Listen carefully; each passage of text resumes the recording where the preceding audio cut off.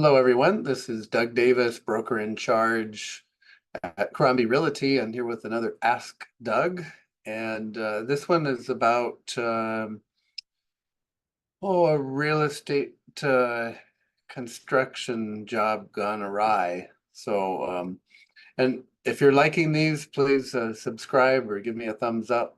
And okay, so here we go. And I have a link to more information on this, but it's a property on the Big Island where this lady had a nice vacant lot, which she was hoping to design something very nice for herself someday. And it was covered with uh, Hawaii trees and growth and in a forest, and she just loved it. And came to find out that someone cleared her lot without permission and built a house on it. And she's getting sued. And she had nothing to do with this. So, what happened here? So, okay, moral of the story is there's things that you have to do before you start building. And one of the first things would be to get a survey done so that you know unequivocally what property is going to be built on and where the boundaries are. So you know your setbacks and your front yard setback, your side yard and rear yard setbacks. So you're not putting the property on the property line, half on the neighbor, half on your own lot, things like that. And especially on the Big Island where you have just eh, just miles of vacant lots.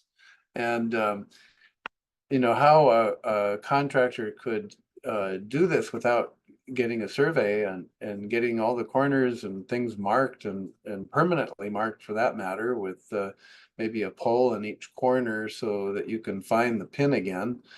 And do the siding. And besides that, when you put a foundation down, you have to have the surveyors back again to get the correct elevations for the pad and all that sort of thing. So it's kind of beyond belief that this happened.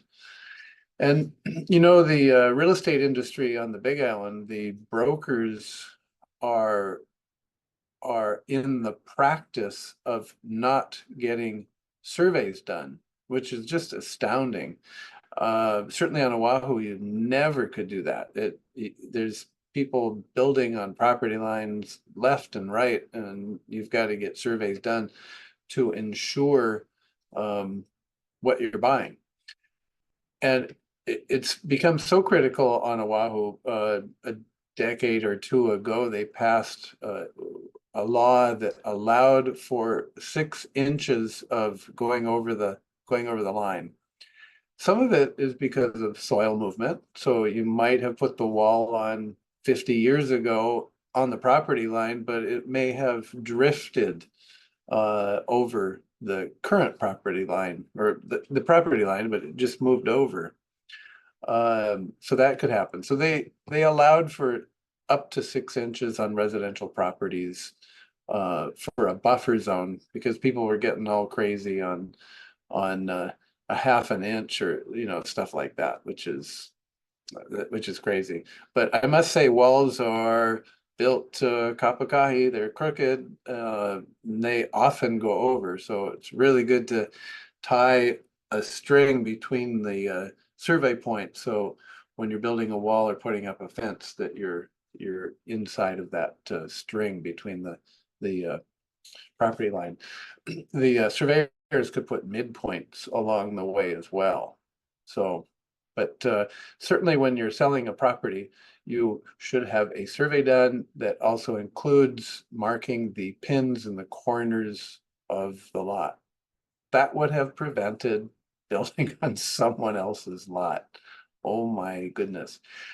I remember years ago, the a broker sold a property, showed the pins, the corner pins, didn't do a survey, but did a staking, which is kind of a halfway job. You need a survey, not a staking, but the corner pins were shown and the property conveyed. And then about 10 years later, the homeowner decided to do an expansion to the home. And of course, you get you get a new survey and you do all the blueprints and submit to Department of Permitting and Planning. Well, when they did the survey, they found that the existing old home was built over the property line. In fact, built in the driveway to a vacant lot in the back, which they couldn't access. So they demanded and got their request. They had to shave off the house and shave it off an extra 5 feet for the side yard setback, so that they could have access to their property. Wow. And so what happened? Well, the broker showed the staking pins, but showed the other side of the driveway, thinking that the pins were the corner of the lot. Oops. And those were the pins that were shown, that was directed by the homeowner. Oh well. So if you had a survey and a survey map drawn up, that would have been quite evident. Wouldn't have been a problem. Anyway, they sued each other, and guess who was at fault? It was determined that the seller was at fault. The seller warrants clear title. Well, they certainly didn't provide clear title. They had a rather large encroachment, and the seller had to remedy that. So interesting. So if you're a seller and you're thinking of not spending money on doing a survey and sketch map, that's a bad idea. It's kind of like an insurance policy that you are indeed providing clear and marketable title. And a survey will give you that aspect of conveying property. So, okay, again, there's going to be a link to this poor lady that had a house built on her property. And it's not just as, she's in a tangled web. It's not just as easy as inheriting a free house. That doesn't go with it. So I don't know how they're going to solve this, because she doesn't want the house. She wants her forest restored, and for them to get all of their man-made objects off of her land. So there you go. All right. Well, keep the questions coming, and if you have real estate needs, buying, selling, or have property management needs, please give me a call and give me a thumbs up or subscribe. And until next week, thanks so much.